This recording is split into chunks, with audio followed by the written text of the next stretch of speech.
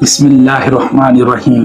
दोस्तान गिरामी, हज़रत आयशा सिद्दीक़ा रज़ी अल्लाह अन्हा फरमाती हैं कि हुज़ूर नबी अकरम सल्लल्लाहु अलैहि वसल्लम की बाज़ बीवियों ने अर्ज़ किया कि या रसूल अल्लाह सल्लल्लाहु अलैहि वसल्लम, आपकी वफ़ात के बाद हमसे कौन सी बीवी सबसे पहले आपसे जाकर मिलेगी, यानी सबसे पहले किसकी वफ़ात होगी। तो आप सल्लल्लाहु अलैहि वसल्लम ने फरमाया कि तुमसे जिसके हाथ सबसे ज्यादा लंबे हैं वो सबसे पहले दार फानी से रुखसत होगी।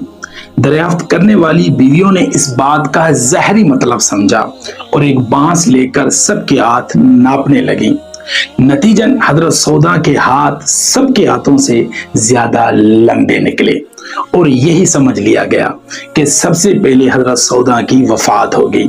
लेकिन हुआ ये कि सबसे पहले हजरत ज़ैनब रज़ी अल्लाह ताला अन्हा ने वफात पाई।